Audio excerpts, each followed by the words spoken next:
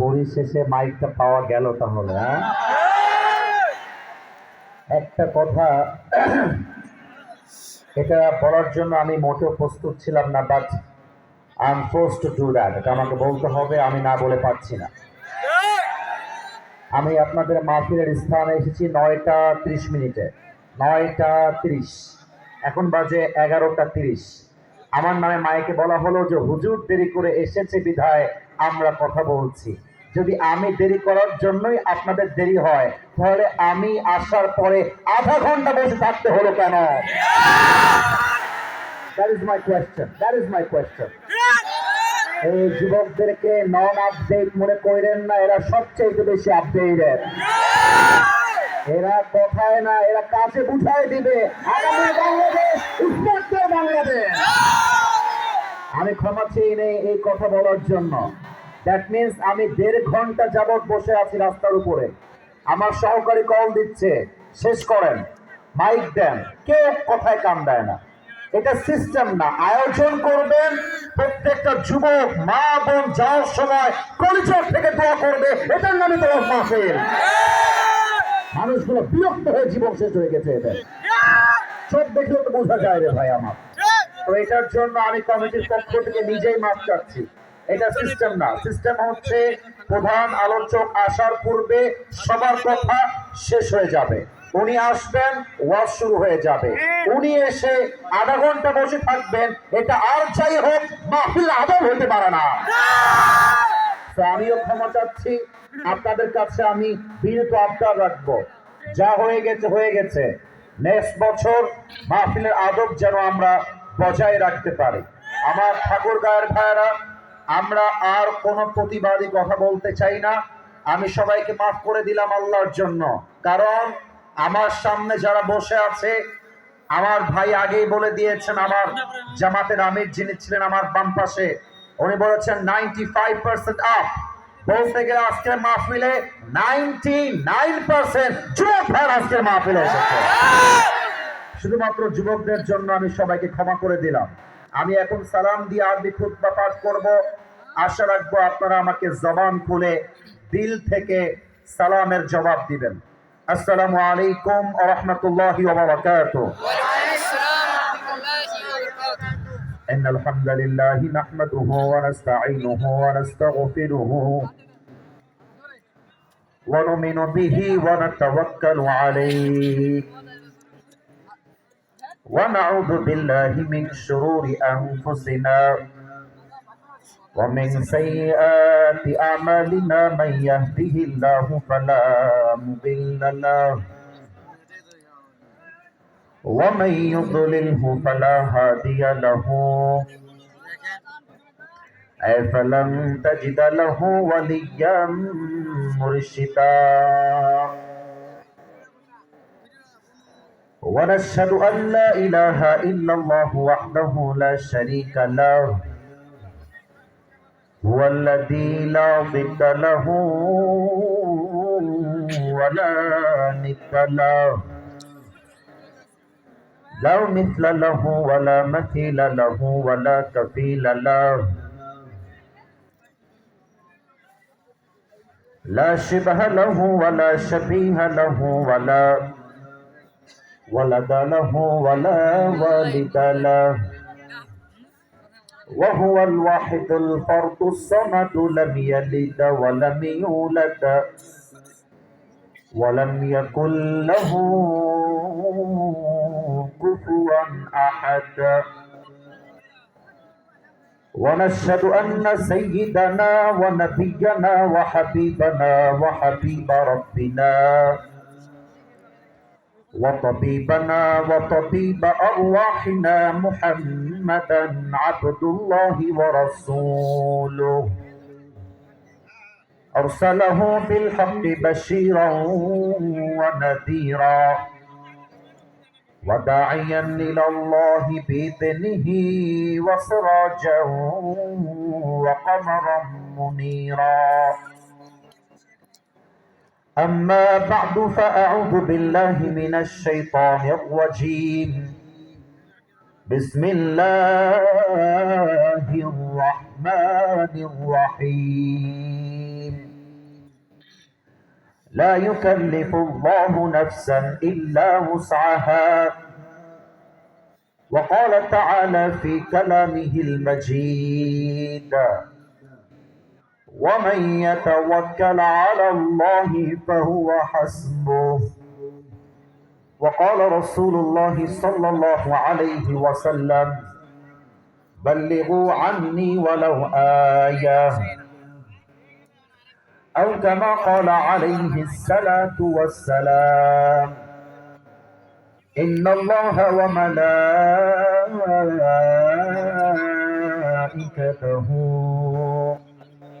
يصلون على النبي يا أيها الذين آمنوا صلوا عليه وسلموا تسليما. اللهم صل على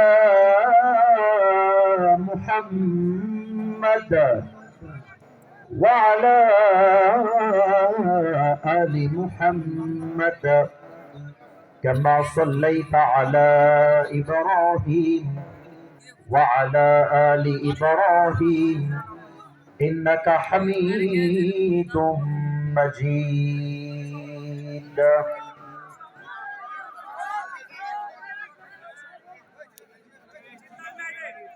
volunteers কোথায়? Volunteers দায়িত্বশীল যারা, এটা তো চাপাচাপি হয়ে যাচ্ছে। আমি জানি আপনারা পেছনে কিছু জায়গা ফাঁকা রেখেছেন, এর কারণটা আমি জানি, কারণ আপনার পেছনে গেলে আমাকে দেখতে পারবেন না, তাই আপনার ডানে দাঁড়িয়েছেন, আমি বুঝতে পারছি। কিন্তু এভাবে যে ধাক্কা কে করছেন, হুমড়ি কে করছেন, এটা আমার ওয়াজে বিশৃঙ্খলা হচ্ছে। এই যে ওকে ধাক্কা দিও না ভাই, আমার যুবকদেরকে ধাক্কা দেওয়া যাবে না, ভালোবাসতে হবে, ধাক্কা দিও না। ডানে যারা আছেন একটু চেপে গেলে ভালো হবে, একটু ডানে চেপে গেলে ভালো হবে। আপনার যান মুরব্বী, মুরব্বী, আমার প্রিয় ঠাকুরগাঁওবাসী, আমার প্রিয় রানী শঙ্করবাসী, আমি সবাইকে আবদার রাখবো আমি যেন আর কোনো সাউন্ড না পাই।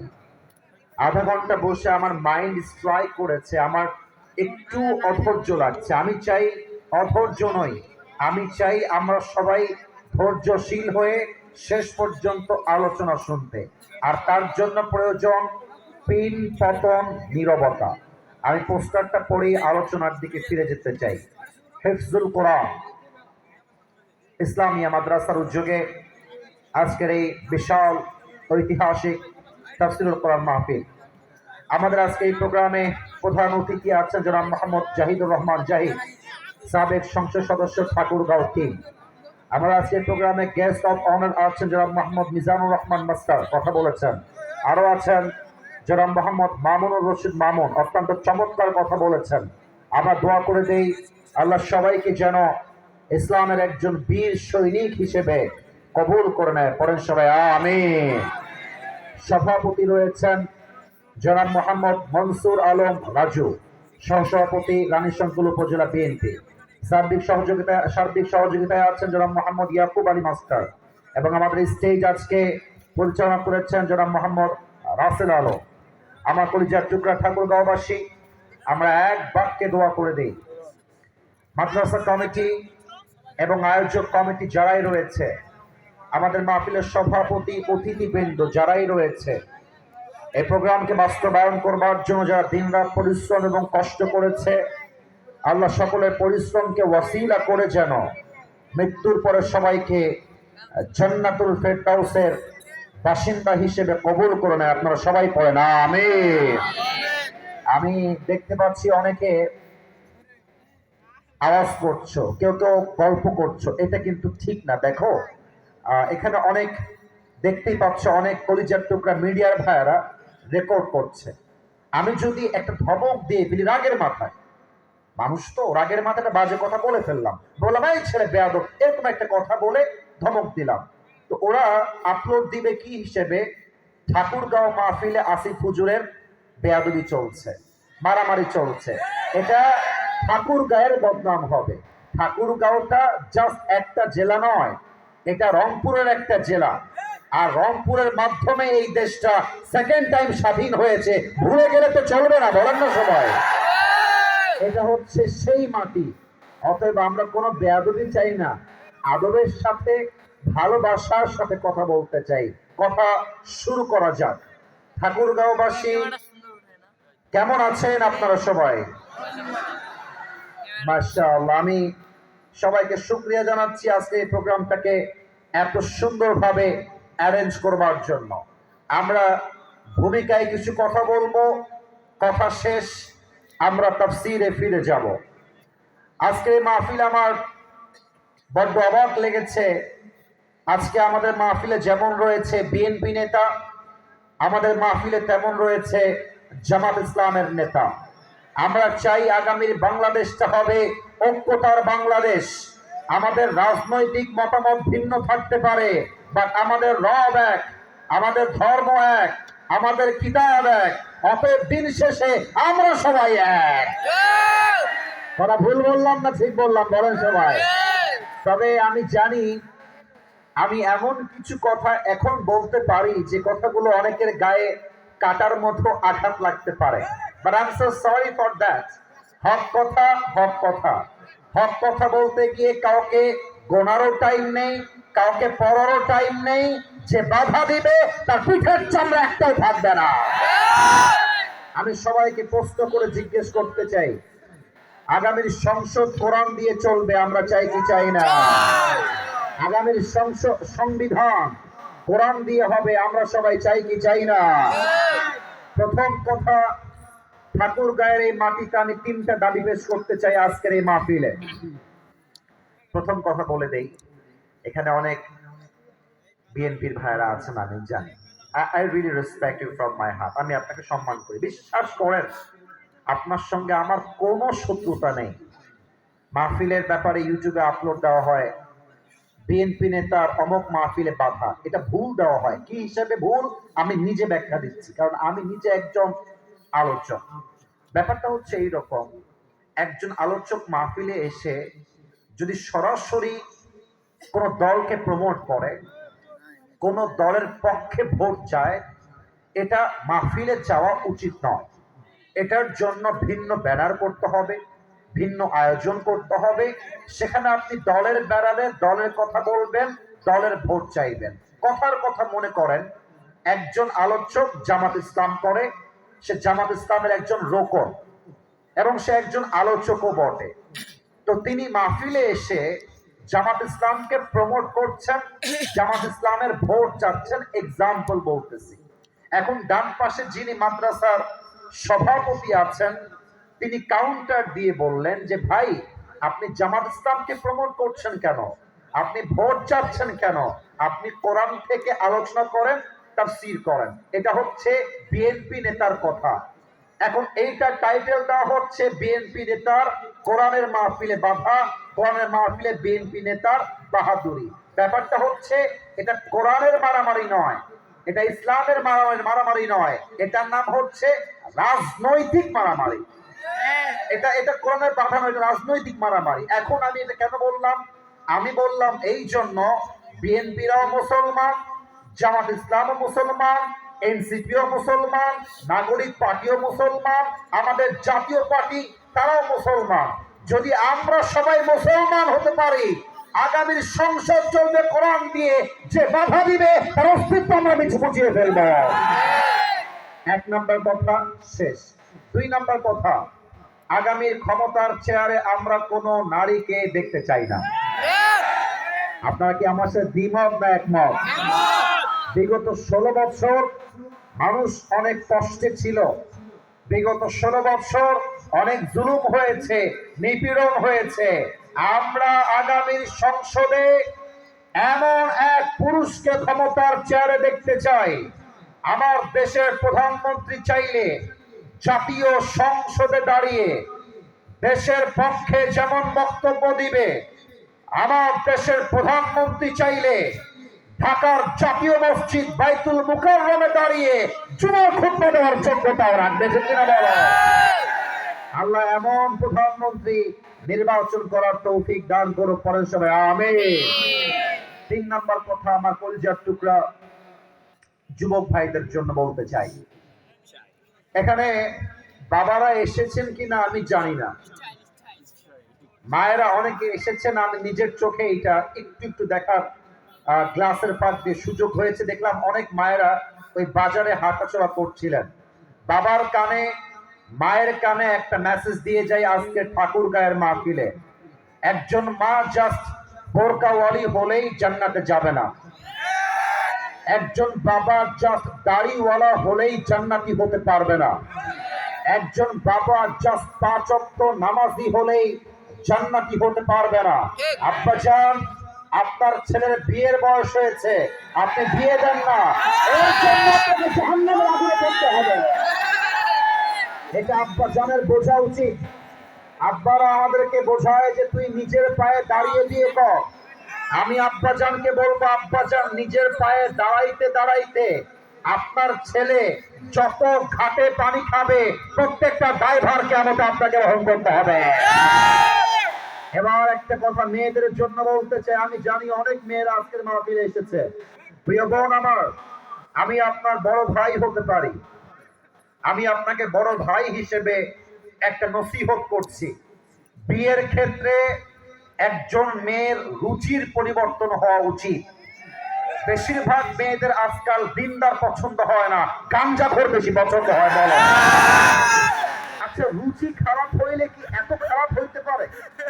একটা ছেলে যে গাঞ্জা খায় ও তো নিজের জীবনের মূল্য নিজেই বোঝে না, ও তার বউয়ের মূল্য বুঝবে কেমন করে? বলো আমার প্রিয় বোন, আপনি গাঞ্জাখোর থেকে ক্রাশ খান, আপনার লজ্জা হওয়া দরকার। আচ্ছা আমার দিকে তাকায় বলেন তো, আমার মুখে এটা লম্বা লম্বা কি? এটা আওয়াজ হয় না, আরেকবার এটা নাম Am I looking unsmart? দাড়িতে আমাকে আনস্মার্ট দেখা যায়, হ্যাপ দেখা যায়, অসুন্দর দেখা যায়। কিছু মেয়ে দেখবা দাড়ি দেখলে চুলকানি শুরু হয়ে যায়, বলে দাড়িওয়ালা ছেলে বিয়ে করবা, বিয়ে করতে চাই না। গাঞ্জাখোর, ইয়েস ইয়েস ইয়েস ইয়েস, বিয়ে করতে চাই। আমার কথা একটা, যেই মেয়ের দাড়িওয়ালা পছন্দ নয়, সাফ সাফ বলে দিবা উইথ ডিউ রেসপেক্ট, আপনার মতো মেয়ের জন্য আমার মতো দাড়িওয়ালা বীর পুরুষ পারফেক্ট হবে না। আপনার মতো মেয়ের জন্য বিটিএস এর হিজড়া ছাড়া সেকেন্ড ক্লাস। আরে যে মেয়ে আমার বাড়ির বউ হতে চায় আর দাড়ি পছন্দ করে না, সে তো আমার বাড়ির বউ হওয়ার যোগ্যতাই রাখে না। আর যে আমাকে দাড়ির জন্য বিয়ে করতে চায়, সেই তো আমার বাড়ির বউ হওয়ার যোগ্যতা রাখে। আর একটা কথা মেয়েদেরকে বলবো, আমাদের পুরুষদের যুবকদের মন নিয়ে খেলা বন্ধ করতে হবে, জীবন নিয়ে খেলা বন্ধ করতে হবে। আমার পুরুষ যুবক ভাইরা যারা এসেছো, তোমাদেরকেও বলবো, মেয়েদের পেছনে ঘোরা বন্ধ করে দাও, নিজের ক্যারিয়ারে ভালো কিছু করো। আরে বেটা, এরকম কয়েক লাখ মেয়ে তোমাকে বিয়ের জন্য লাইন ধরে দাঁড়িয়ে যাবে। আর একটা কথা মাথায় রাখবা, কেউ ছেড়ে গেলে छका খেয়ে বেকা হওয়ার টাইম নাই। तू नहीं तो कोई और सही, कोई और नहीं तो कोई और सही। बहुत लंबी है ये जमीन, मिलेगी लाखों हंसी, इस जमाने में सनम तू अकेला तो नहीं। তোমার মতো সকিনা জরিনা ছাড়লে আই ডোন্ট কেয়ার। আমি ঠাকুর গায়ের ছেলে, আমি আমার জীবনে এমন কিছু করব, তোমার মতো লাখো মেয়ে আমাকে বিয়ের জন্য পাগল হয়ে যাবে। তবে আমরা হারাম চাই না, আমরা হালাল চাই। আমি মাঝে মাঝে আমার ওয়াজে বলি, শীতকালে যার বউ নাই তার জীবনে কিছুই নাই। শীতকালে কম্বল দিয়ে শীত দূর হবে না, ল্যাপ দিয়ে শীত দূর হবে না, ঘরে ঘরে বউ দরকার।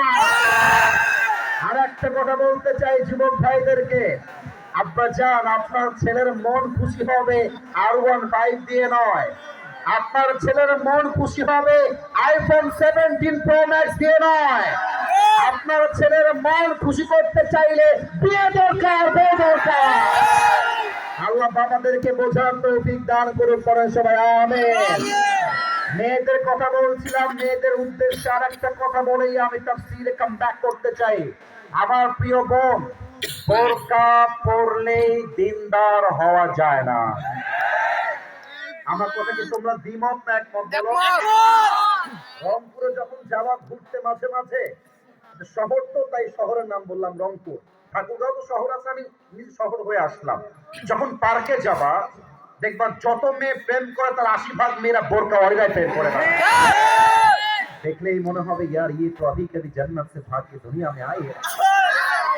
বাবা রে বাবা, হাতে মোজা, পায়ে মোজা, মুখটাও ঢাকা, এই বোরকাওয়ালি মেয়েটা, you can believe this fact, তোমার বিশ্বাস হবে না, এই বোরকাওয়ালি মেয়েটা কমপক্ষে 4টা ছেলেকে নাকের ডগায় দড়ি লাগায়, রশি লাগায় ঘোরায়। আর দেখা ওই আসসালামু আলাইকুম ভাইয়া, কেমন আছেন ভাইয়া? বাবা রে বাবা, বোরকা দেখলে মনে হবে কিছুই বোঝে না। বাস মাথায় রাখতে হবে উপরে ফিটপাত, ভেতরে সদরঘাট। তাহলে সবাইকে মাথায় রাখতে হবে সব বোরকাওয়ালি খারাপ নয়, কিছু বোরকাওয়ালি খারাপ হওয়ার জন্য হাজারো দিনদার মেয়ের বদনাম হয়ে যায়। আমার আম্মা জান বোনদেরকে আল্লাহ তাআলা সঠিকভাবে দিনদার হওয়ার তৌফিক দান করুন, পড়েন সবাই আমিন।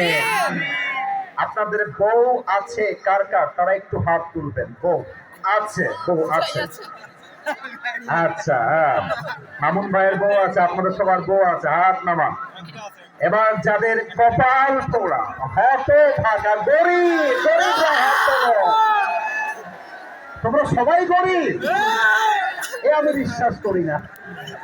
আমি দোয়া করে দেই আল্লাহ সব গরিবকে তুমি ধনী হওয়ার তৌফিক দান করো। আল্লাহ সবাইকে তুমি বউ দান করো।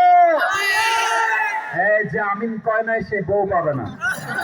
আরেকবার সবাই মিলে করো আমিন। হাত নামাও। এবার আমরা 3টা তাকবীর দিয়ে তাফসীরে ফিরে যেতে চাই। প্রথম তাকবীর দিবেন আমার প্রিয় বিবাহিত ভাইরা যারা এসেছেন। বিবাহিত ভাইরা আমার সাথে একটা কাশি দেন। বিবাহিত ভাইরা সিঙ্গেল চুপ থাকতে হবে।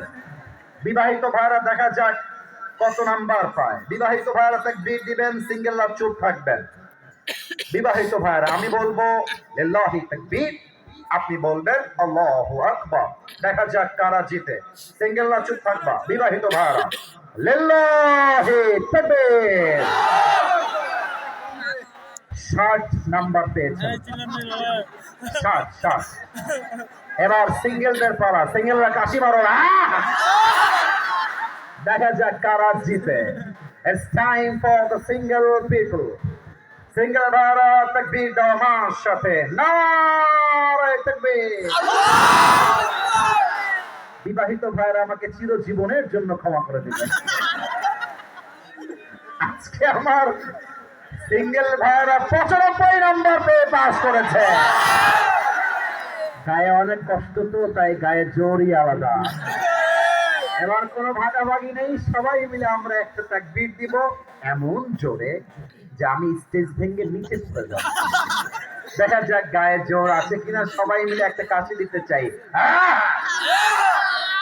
এবার 2টি হাত তুলতে হবে সবাইকে। ফলো মি, আমাকে দেখেন।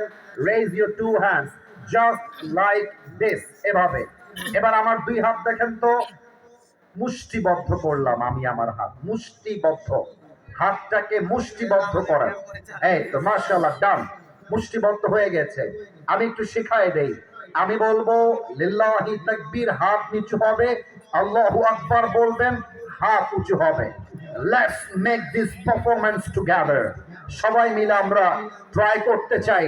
আজকে প্রমাণ হবে, মিডিয়ায় যাবে, ঠাকুরগাঁয়ের সন্তানরা কাপুরুষের বাচ্চা নয়, সব পুরুষের বাচ্চাগুলো আমার সামনে বসে আছে। নারে তাকবীর, নারে তাকবীর। আল কোরআনের আলো ঘরে ঘরে নয়, সংসদে জালো। Let's repeat again. আল কোরআনের আলো সংসদে জালো, আল হাদিসের আলো সংসদে জালো। কোরআন হাদিস যেখানে, আমরা আছি সেখানে। আলেম ওলামা যেখানে, আমরা আছি সেখানে। ঠাকুরগাঁওবাসী যেখানে, আমরা আছি সেখানে। রানী শঙ্করবাসী যেখানে, আমরা আছি সেখানে। এই স্লোগান তো ভাইরাল হয়ে যায় মনে হচ্ছে আজকে। হ্যাঁ, আল্লাহ স্লোগানকে তার সন্তুষ্টির ওয়াসিলা হিসেবে কবুল করে পড়ে সবাই আমিন। আমরা আর তো ডান বাম করতে চাই না, তাফসীর শুরু হবে। কেউ যদি উঠে যায় সে বউ পাবে না, আর তারপরেও যদি কেউ উঠে যায় তার লুঙ্গিটা টান দিয়ে ধরে বসায় দেওয়া লাগবে, তবে লুঙ্গি যেন খুলে না যায়। এই যে সোনামণি নতুন নতুন ওখানে যাবা, ও আরেক বন্ধুর কাছে আছে, ওখানে বসে পড়ো। কেউ যদি চলে যায়, কেউ যায় নাই, ইভেন আমার বিশ্বাস রাত 1টা নয় 12টা নয়, ভোর রাত পর্যন্ত ঝরে ভোর রাত পর্যন্ত মানুষ থাকবে এই মাহফিলে। আমি তেলাওয়াত করেছি যে আয়াত থেকে তার তাফসীর করব জাস্ট 30 সেকেন্ড পরে। আলোচনার একটা টাইটেল দিতে চাই শুরুতে, টাইটেল অফ দ্য লেকচার। আলোচনার টাইটেল বলছি, আজকের আলোচনার টাইটেল হচ্ছে কষ্টের ওষুধ। বাংলা পড়বেন না আপনারা সবাই? এবার সবার পালা, আমি বলবো কষ্টের, আপনারা বলবেন ওষুধ। দেখা যাক ঠাকুরগাঁওবাসী আমাকে ভালোবাসে কিনা। আজ আলোচনার বিষয় কষ্টের বাবারে বাবা, 80 ভাগ আসছে, আরো 20 ভাগ বাকি আছে, উত্তরটা আরো জোরে চাই। আজ তাফসীরের বিষয় কষ্টের। আলোচনা যে আজকে শুনবে, কসম করে বলছি ওয়াল্লাহি আমার আল্লাহ আমাকে দেখছেন, আলোচনা যে বুঝবে, যে শুনবে, তার লাইফে আজকে কষ্ট বলতে, অভিযোগ বলতে, আঘাত বলতে, মন ভেঙে গেছে বলতে এমন কোন কষ্ট তার জীবনে আর বাকি থাকবে না। সুবহানাল্লাহ পড়ে সবাই আপনারা। আসুন আমরা কষ্টের ওষুধ নিয়ে কথা বলি। প্রথম আয়াত সূরাতুল বাকারা 286 নম্বর আয়াত। আল্লাহ তাআলা বলছেন, আমি তেলাওয়াত করছি, আউযু বিল্লাহি মিনাশ শাইতানির রাজীম। লা ইউকাল্লিফুল্লাহু নাফসান ইল্লা উসআহা। Allah says in this ayah, Allah doesn't test anybody beyond their strength. আল্লাহ কখনো কোন বান্দাকে তার সাধ্যের বাহিরে কোন বোঝা চাপিয়ে দেয় না। আমি আবারও বলছি, বামে বললাম, এই বামের ভাইরা, this is the last warning for you. আমি যদি আর কোন সাউন্ড চাই আমি মাইক ছেড়ে দিব। ভালোবেসে বললাম, তোমাদের পায়ে আমার হাত, এটা কইরো না। একটা তাফসীর করতে গেলে মনোমাইন্ড ফ্রেশ থাকতে হয়, ভাষা ইউজ করবো তো মনোমাইন্ড ফ্রেশ থাকতে হবে। ডানে চুপচাপ আছে, আপনাদের কাছে আর কোনো আওয়াজ চাই না। আমি আয়াতটা আবারও বলছি তরজমা করার জন্য, লা ইউকাল্লিফুল্লাহু নাফসান ইল্লা উসআহা। Allah doesn't test anybody beyond their power, beyond their capacity, beyond their capability. আল্লাহ বলছে, আমি কখনো আমার বান্দাকে তার সাধ্যের বাহিরে বোঝা চাপিয়ে দেই না। ইট মিনস আপনার লাইফে যে কষ্ট আছে, আপনি এই চ্যালেঞ্জকে অ্যাকসেপ্ট করতে পারবেন, তাই আল্লাহ আপনাকে এই কষ্ট দিয়েছেন। আপনি এই কষ্ট সামলাইতে পারবেন, তাই আল্লাহ আপনাকে এই কষ্ট দিয়েছেন। মাঝে মাঝে যুবকরা আমাকে বলে, হুজুর লাইফটাকে আর এনজয় করতে পারছি না, চারিদিকে হতাশা আর হতাশা, আমার মনে হয় আমি গলায় ফাঁসি দিয়ে মরে যাব। এই মেসেজ আমি আজকেও পেয়েছি। তাদের জন্য একটা কথা কোরআন থেকে বলতে চাই, বেটা ভয় পাওয়ার কারণ নেই, বুক চিরে দাঁড়িয়ে যাও, আল্লাহর ভরসায় সাহসটা বাড়াও, আল্লাহর নামে আগুন জ্বালাও বুকে, সত্যের পথে চলো, সাহস রাখো মুখে, থেমে গেলে চলবে না, রক্তে আগুন ধরাও, আল্লাহর সৈনিক তুমি, সেই পতাকা উড়াও। আরে আল্লাহ যখন পাশে, কিসের এত ভয়? তাওয়াক্কুল করো, কাছে আসবে বিজয়। আধারে ভয় পেও না, আলো আছে আড়ালে, অন্ধকার পালিয়ে যাবে তুমি উঠে দাঁড়ালে। আল্লামা ইকবাল, যিনি পাকিস্তানের একজন টপ ফেমাস উর্দু কবি, তার কথা যদি কেউ বোঝে তার গায়ের পশমগুলো অটোমেটিকলি দাঁড়িয়ে যায়, এত মারাত্মক তার কথা। আমি তার 8 লাইনের একটা উর্দু কবিতা বলতে চাই, just to make you realise what is the meaning of this আয়াত। এই আয়াতের অর্থ কি আমি সেটা বোঝাবার জন্য লাইনটা কোট করছি। আমরা বাংলা ভাষী মানুষ, তবুও অনেক যুবক এখানে আছে যারা বাংলাও বোঝে, হিন্দি বোঝে, at the same time Urdu তারা বোঝে। কথা ঠিক আছে কিনা বলেন? আমি আশা রাখবো বাংলা তর্জমা আমার করতেই হবে না, আপনারা আমার কবিতা শুনলেই বাংলা তর্জমা অটোমেটিক বুঝে যাবেন। আল্লামা ইকবাল লিখেছেন, अल्लाह कभी ऐसा बोझ बंदा पर नहीं डालता जो उससे संभाला ही ना जाए। तुम्हें बस टूटना नहीं है, क्योंकि तुम्हारी रब को तुम्हारी ताकत पर पूरा यकीन है। कभी तन्हा लगे तो याद रखना कि रब तुम्हारे करीब है, और ये भी याद रखना कि हर रात के बाद दिन की रोशनी जरूर निकलती है। बस सबर का दामन थाम के रखो, बस सबर का दामन थाम के रखो, यही तुम्हारी सबसे बड़ी ताकत है। और याद रखो जो आज टूटा है वो कल तुम्हारे लिए रहमत का वजह जरूर बनेगा। ठीक है ना बोलो? अरे भेगे पड़ा किछु नहीं, जो आज जीरो है वो तो कल হিরো भी हो सकता है। আমার বোনেরা মাঝে মাঝে টাকা পাইলে বুইরা টাকলার সাথে সরকারি চাকরির জন্য বিয়ের পিড়িতে বসে যায়। প্রিয় বোন, আমার যুবকটা আজকে জিরো হতে পারে, বাট আগামীকাল আমার যুবকটা অফিসের বস হবে, বুইরা তার স্টাফ হয়ে কাজ করবে। ঠিক না বলো? তাহলে প্রথম কথা, আল্লাহ কখনো বান্দাকে তার কষ্ট তার সাধ্যের বাহিরে চাপিয়ে দেয় না। সুবহানাল্লাহ পড়বেন না তো? এক নম্বর আয়াত। সেকেন্ড আয়াত, আউযু বিল্লাহি মিনাশ শাইতানির রাজীম, ওয়া মান ইয়াতাওয়াক্কাল আলা আল্লাহি ফাহুয়া হাসবুহ। Whoever trusts in Allah subhanahu wa ta'ala, Allah is sufficient for him. যে ব্যক্তি সুখে দুঃখে, দেখা যাক আপনারা সুবহানাল্লাহ পড়েন কিনা আমি চেক করতে চাই। আগে আয়াতের তর্জমা বোঝেন। যেই বান্দা সুখে দুঃখে আল্লাহকে ভরসা করে, আল্লাহ বলছে আমি একাই তার জন্য যথেষ্ট হয়ে যাই, তাকে আর কারো প্রয়োজন হয় না। সুবহানাল্লাহ পড়বেন না? শেষ আয়াত, তারপরে যাব ব্যাখ্যায়। এই আয়াতের তর্জমা বুঝে নাও, তোমার জীবনে অভিযোগ বলতে আল্লাহি আল্লাহর কসম করে বলছি আর কিছুই বাকি থাকবে না। সূরা তাওবা 10 নম্বর পারা, লা ইউসিবানা ইল্লা মা কাতাবাল্লাহু লানা, whatever I have decided will must happen। আল্লাহ বলছে বান্দা আমি তোর কপালে যা লিখে রেখেছি তা অবশ্যই হবে, and whatever I have not decided will never happen।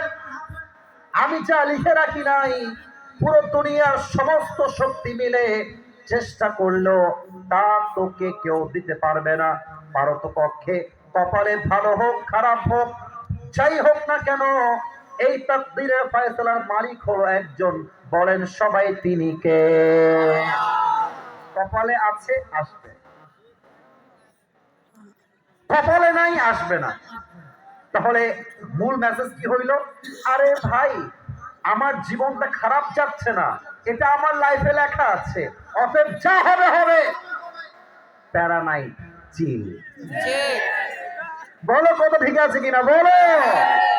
আল্লামা ইকবাল লিখেছেন, जो नसीब में है वो कभी छिन नहीं सकता, और जो नहीं है वो कभी मिल नहीं सकता। जो चला गया उस पर शुक्र आ जाएगा, और जो आएगा उस पर सब्र आ जाएगा। रब की फैसले अकल से तोड़े नहीं जाते, ये दिल के यकीन से समझे जाते हैं। तुम कहते हो कि अगर बुरा वक्त आएगा तो मैं क्या करूंगा, और मैं तुम्हें कहता हूं खुदा पर यकीन रखो बुरा वक्त ही कभी नहीं आएगा ঠিক না বলো আপনি বলেন তো কপালে সবকিছু লিখে রেখেছে একজন তিনি কে এই হচ্ছে আমার তিনটা আয়াত এবার আমি যাব তাফসীরে এক ছাত্র না কেউ কোনো কারা উঠছে দুইজন এই বাচ্চারা একজন উঠলে খবর আছে বসায় দাও ওয়াশরুমে গেলে 5 মিনিট পরে যাবা right now it's not allowed for you to go anywhere from this place you just have to sit down in your own place কথা ঠিক আছে কিনা বলো যেখানে আছো সেখানে থাকতে হবে ঠাকুরগাঁওবাসী আবার কবে আসবো জানি না বাট আজ এমন একটা ওয়াজ করতে চাই পুরো দেশে ওয়াজটা ঐতিহাসিক ওয়াজ হয়ে যাবে ঠিক কিনা বলো বলেন তো ঠাকুরগাঁওবাসী আমার নবীর কলিজার টুকরা সবচাইতে কাছের মেয়ে ভালোবাসার মেয়ে আদরের মেয়ে একজনই ছিল মেয়েটার নাম কি তোমরা বলতে ভয় পাও কেন রে বাবা তোমরা আমার ভালোবাসার মানুষ তার নাম ফাতেমা বলো সবাই তার নাম কি আর একটা প্রশ্ন বাধা দেওয়ার জন্য বলছি বলেন তো ফাতেমার স্বামী তার নাম কি ছিল এদিকে আওয়াজ জোরে এসেছে এদিকে আওয়াজ নাই সবাইকে বলতে হবে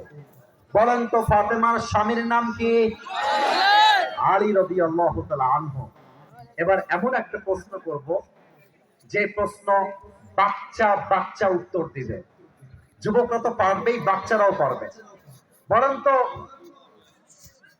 ফাতেমার গর্ভে দুইজন জান্নাতের সর্দার এসেছিল এক হচ্ছে হাসান দুই হচ্ছে রাইট আনসার আরেকবার এক হচ্ছে হাসান দুই হচ্ছে দেখেন আলীর তাওয়াক্কুল কাকে বলে আলীর আল্লাহর উপরে ভরসা কাকে বলে খন্দকের যুদ্ধে এক কাফের তার নাম হচ্ছে আমর বিন মারহাম এই হাদিস বলার পূর্বে আমাকে একটু দেখতে হবে মাইকটা আমি হটাচ্ছি sorry for this situation but হাদিসটা বোঝাবো তাই মাইকটা হটাচ্ছি আমাকে দেখবেন সবাই একবার আমি যে কোটিটা পরে আছি কোটি ওয়েস্টকোট এটা কি লোহার না কাপড়ের কাপড়ের ভাই একটু উত্তর দিলে ভালো হয় লোহার না কাপড়ের কাপড়ের আচ্ছা এবার আমার ডান হাতে দেখেন তো জুব্বার যে হাতাটা এই যে জুব্বাটা এটা কি লোহার না কাপড়ের কাপড়ের আচ্ছা এবার মাথাটা দেখেন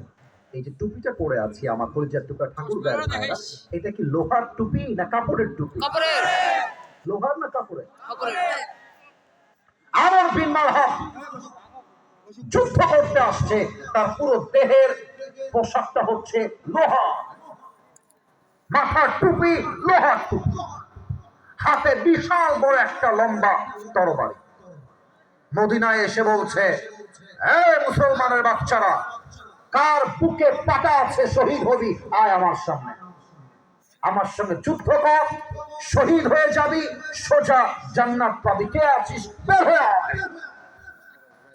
সাহাবায়ে কেরাম সবাই বের হয়ে গিয়েছে যুদ্ধের জন্য যখন তাকায় দেখছে আমর বিন মারহাম দাঁড়িয়ে আছে এবার কেউ সামনে যায় না সবাই চুপচাপ দাঁড়িয়ে আছে নবীজি বলছে এই সাহাবায়ে কেরাম কে আছো দাঁড়িয়ে যাও কেউ দাঁড়ায় না এবার আলী রাদিয়াল্লাহু তাআলা আনহু মাথাটা নিচু হাতটা উঁচু বলছে ইয়া রাসূলুল্লাহ ফাআযান লি বিল মুশারাকা give me just one chance আমাকে একটা চান্স দেন নবীজি বলছে আলী বসো বসো আরে তোমার বয়স কম ইন্নাকা লা তাসালু হাদিথা সিন্নি you are very young in age বসো তোমার বয়স কম তুমি পারবে না বসো আলী চুপচাপ বসে গেছে বাট মাথায় রাখতে হবে কথায় আছে প্রবাদ বাক্য ছোট মরিচের আপনার উত্তর না দিলে আমি বুঝি কেমন করে ছোট মরিচের আলী চুপচাপ বসে গেছে এবার আমর বিন মারহাম ডাক দিয়ে বলছে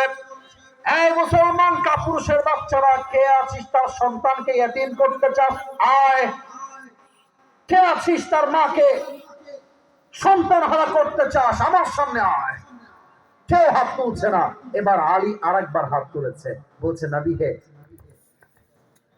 আমাকে একটা চান্স দেন নবীজি বলছে আলী বসো বসো তোমার চেয়ে বয়সে অনেক বড় সাহাবীরা আছে বসো আলী চুপচাপ বসে গেছে 3 নাম্বার কে যাবে যুদ্ধের জন্য হাত তুলো আলী আবার আস্তে আস্তে আস্তে করে হাত তুলেছে, নবী হে আপনি আমাকে চান্স দেন, ওই কাফেরকে একটা কোপ মারবো, তার কল্লা 40 হাত দূরে পড়বে। আল্লাহু আকবার।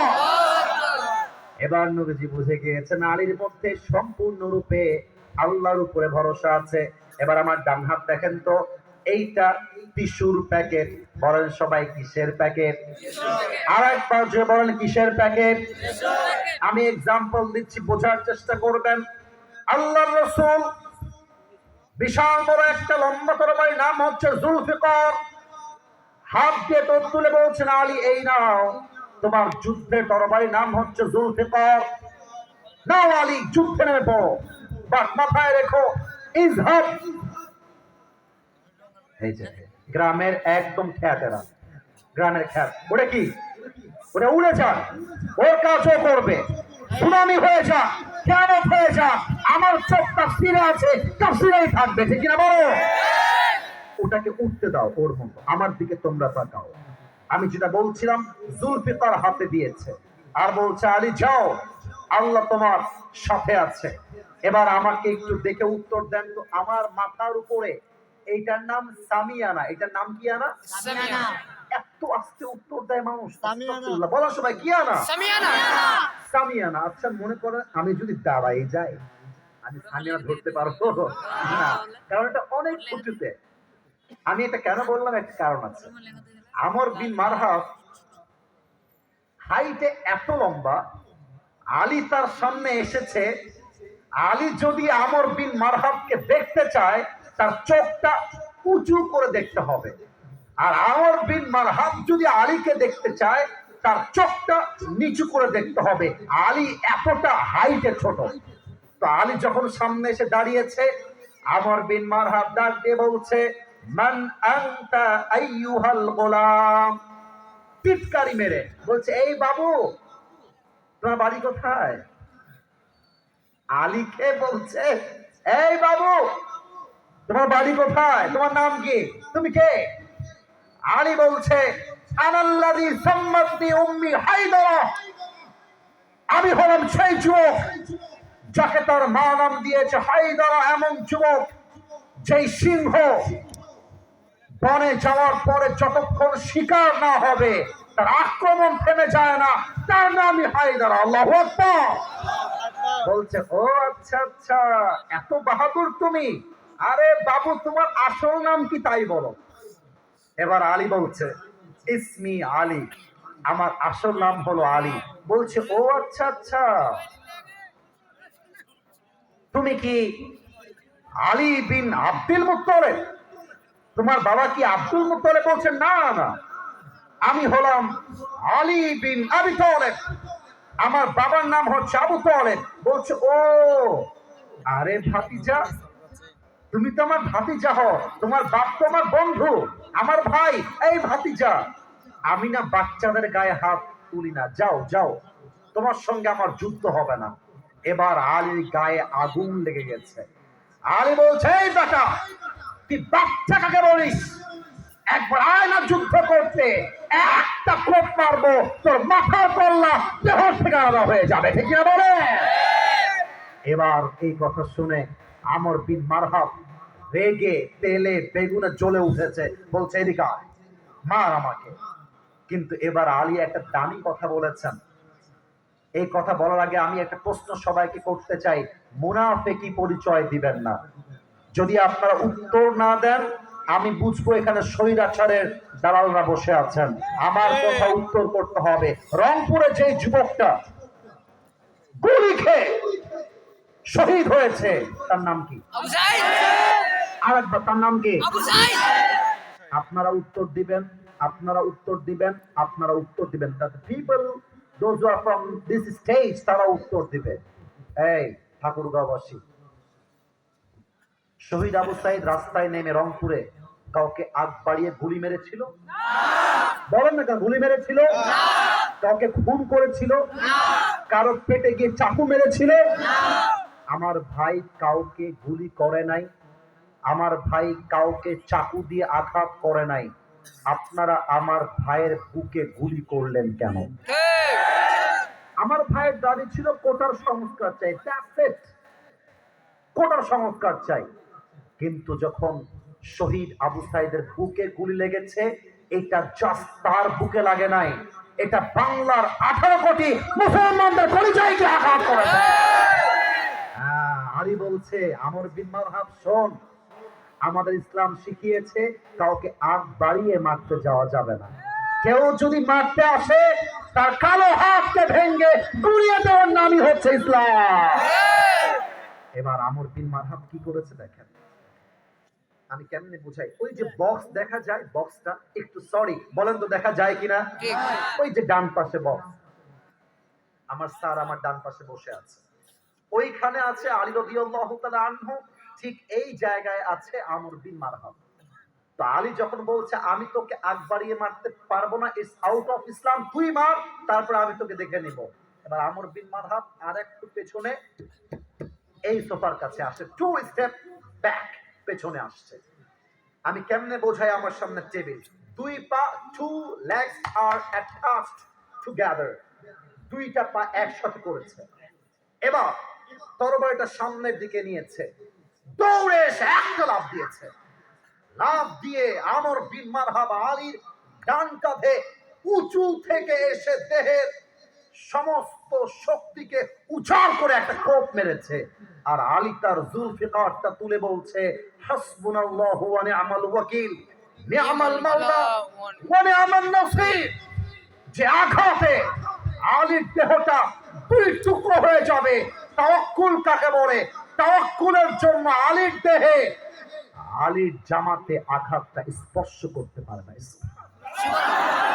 এত আস্তে সুবহানাল্লাহ পড়লেন, আরেকবার পড়েন সুবহানাল্লাহ। একবার সুবহানাল্লাহ পড়বেন, জান্নাতে একটা গাছের মালিক হয়ে যাবেন, পড়েন সুবহানাল্লাহ। আরেক গাছের মালিক, আরেকবার পড়েন সুবহানাল্লাহ। আরেক গাছের মালিক, আরেকবার পড়েন সুবহানাল্লাহ। খালি পড়বেন সুবহানাল্লাহ, খালি পড়বেন আলহামদুলিল্লাহ, লা ইলাহা ইল্লাল্লাহ, পড়েন সবাই আল্লাহু আকবার, আল্লাহু আকবার। একটা আঘাত, আলীর একটা চুল সে বাঁকা করতে পারে নাই। এবার আমর বিন মারহাব হায় হায় হায়, এত জোরে আঘাত করলাম, একটা আঘাত করতে পারলাম না। এবার আলী বলছে, এই বেটা রেডি হ, এবার আমার পালা, দেখবো কত ধানে কত চাল। এবার আমর বিন মারহাব থরথর করে কাঁপছে, দেহটা লোহার তৈরি পোশাক, তাও থরথর করে কাঁপছে। এটাই ঈমান। আর ঈমান থাকলে 10,000 লাগে না, এক সচ্চা ঈমানদার 10,000 কাফেরের সমান হয়ে যায়। এবার আলী রাদিয়াল্লাহু তাআলা আনহু 2 ধাপ পেছনে, 2 legs are attached together, 2টা পা একসাথে, জমিন থেকে একটা লাফ দিয়ে উঁচুতে উঠেছে, জুলফিকারটা সামনের থেকে পেছনে নিয়ে একটা আঘাত করেছে। আঘাত করার সময় পড়েছে লিল্লাহি তাকবীর, আল্লাহু আকবার, একটা আঘাত করেছে আমর বিন মারহাবকে। আমর বিন মারহাব একটা আঘাতে তার ঢাল ভেঙে একটা কোপে তার দেহটা 2 ভাগ হয়ে জমিনে ছিটকে পড়ে গেছে। আল্লাহু আকবার। এবার আমর বিন মারহাব জমিনে পড়ে আছে, আর আলী তার পা দিয়ে লাথি মেরে মেরে 2টা দেহকে একসাথে করেছে। আর আমাকে দেখবেন একটু, এই বুকের এখানে পা রেখেছে আমর বিন মারহাবের আলী, আর বলছে, এই কাফেরের বাচ্চা কাফের, কাইফা তুকাতিলুনি আনতা তা'বুদু হাজারান ওয়া আনা আবদু রাব্বি মুহাম্মদ। এই বেটা তুই আমাকে মারবি কেমন করে? তুই হলে মূর্তির পূজারী, আমি হলাম আল্লাহর উপর তাওয়াক্কুলকারী। আর যেই ব্যক্তি আল্লাহকে ভরসা করে, কোন কাফের বেঈমান তার একটা সোজা চুলকে ছায়া করবার ক্ষমতা রাখে না, ঠিক না বলো? অতএব আগামীর পার্লামেন্টে কোরআন চলবে, অনেকে বাধা দেয়, অনেকে বলে ইসলাম চাই না, কোরআন চাই না। আপনি সংখ্যায় কম হন, সামনে এগিয়ে যান, বাতিলদের শক্তি আর সংখ্যা যতই বড় হোক ডাজন্ট ম্যাটার। মুসলমান ঈমান সচ্চা হলে কেউ তাকে হারিয়ে দেওয়ার ক্ষমতা রাখে না। এবার সবাই 2 হাত তোলেন, সবাই 2 হাত তোলেন। প্রিয় ভাইয়েরা আমার, কেউ যেন বাদ না যায়। আমি এসেছি একদম 10টা 45-এর পর 11টার আগে। এখন বাজে প্রায় 12টা 15, 12:30 কাছাকাছি। ওয়াজ হয়ে গেছে 1 ঘন্টা আপ। চেয়েছিলাম আরো ওয়াজ করতে, বাট এদিকে আমাকে বসাই রেখেছেন আধা ঘন্টা। একটু হাতটা তুলেন, একটু হাতটা তুলেন, কেউ যেন বাদ না যায়। একটু আপনারা সবাই মিলে আমাকে বলেন, হুজুর। এটা কোনো কথা হইতো? জোরে কম মিয়া, হুজুর। আমরা ঠাকুর গায়ের সন্তান। এটা রেকর্ড হচ্ছে, তো জোরে বলবেন, ঠাকুর গায়ের সন্তান। আপনাকে ওয়াদা দিলাম আরো 5 মিনিট, আরেকবার আরো 5 মিনিট সময় দিয়ে দোয়া করে তারপরে একসাথে যাব। তার আগে, এইটা কিন্তু আসল ওয়াদা, তার আগে আমরা কেউ, এবার আমাকে দেখবেন আর বলবেন যাব না। একটু ওয়াদা বলেন সবাই, যাব না। হাত নামান। কেউ যদি এবার ওয়াদা ভাঙ্গে,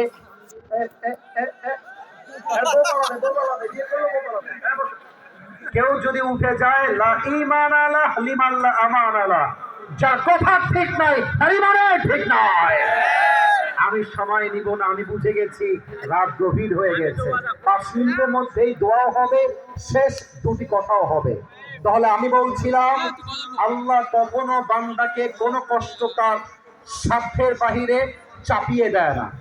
ইভেন যদি কষ্ট আসে, বান্দা যদি আল্লাহকে ভরসা করতে পারে, আল্লাহ বলছেন আমি একাই আমার বান্দার জন্য যথেষ্ট হয়ে যাই। সুবহানাল্লাহ বলবেন না আপনারা? অতএব আপনি আপনার জায়গা থেকে এবার হাত না তুলে চুপচাপ বসে বলেন সবাই আল্লাহ। এত আস্তে আল্লাহকে ডাকলে হয়? একটু কলিজার থেকে, দিল থেকে। আসিফ হুজুর কবে আসবে আল্লাহ জানেন, আবার কবে দেখা হবে আল্লাহ জানেন। হতে পারে এইটা আমাদের জীবনের শেষ সাক্ষাৎ। একটু আল্লাহর সাথে কথা বলে বিদায় নিব। বলেন সবাই একবার দেখি আল্লাহ। ও আমার আল্লাহ, ও আল্লাহ গো, তুমি আমাকে শোনো। আল্লাহকে বলেন না, তুমি আমাকে শোনো। আমি দিল থেকে ওয়াদা করছি, আজ থেকে যত কষ্ট আসুক, যত বিপদ আসুক, যত আঘাত আসুক, ও আল্লাহ, তোমার এই বান্দা আর কোনদিন কোনো অভিযোগ করবে না। একটু জোরে বলতে পারলেন না? অভিযোগ করবে না। ও আল্লাহ, আজ থেকে যা হয়ে যাক, যত কিছু হয়ে যাক, যত বড় বিপদ হোক, তোমার এই বান্দা সব সময় পড়বে আলহামদুলিল্লাহ। একটু জোরে পড়া গেল না? আর একটু জোরে হলো না? আর একবার পড়া যাবে না? এবার বলেন আল্লাহ, আমি তোমাকে ওয়াদা দিলাম, আজ থেকে 1 ওয়াক্ত নামাজ আর কখনো ছাড়বো না। বলেন সবাই আওয়াজ করে ইনশাআল্লাহ। লাস্ট ওয়াদা, বলেন সবাই আল্লাহ। আওয়াজটা খুব সুন্দর হয়েছে। আমিও ডাকি, আপনিও ডাকেন, বলেন আল্লাহ। আমরা দোয়া করি, আয় আল্লাহ, আগামীর সংসদ তুমি কোরআনের সংসদ বানায় দিও। এই আস্তে কেন বলেন সবাই, বানায় দিও। বলেন সবাই আমিন। নারে তাকবীর। আল কোরআনের আলো, আল হাদিসের আলো, কোরআন হাদিস যেখানে, আলেম ওলামা যেখানে। প্রিয় ভাইয়েরা, আমাদের কমিটির ভাইয়েরা চায় নাই 12টার পরে ওয়াজ হোক। তারা চেয়েছে, আমাকে মেসেজ দিয়েছে, আমি শুনেছিলাম তারা 11টার মধ্যে শেষ করতে চেয়েছিল।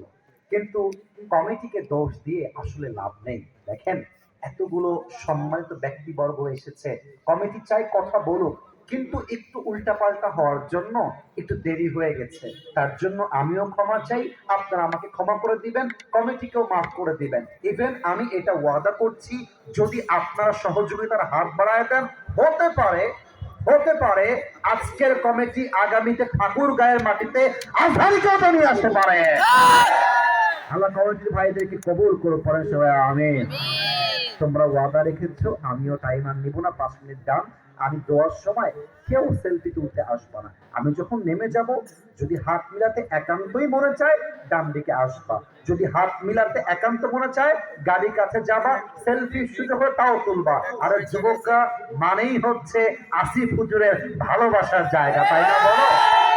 আমি তোমাদেরকে বুঝিয়ে বলছি, দোয়ার সময় কেউ ফোনটা বের করবো না, আমরা কলিজা খুলে আল্লাহর কাছে আজকে দোয়া করব। রাজি আছেন তো ইনশাআল্লাহ? আর কোনো প্রশ্ন হবে না।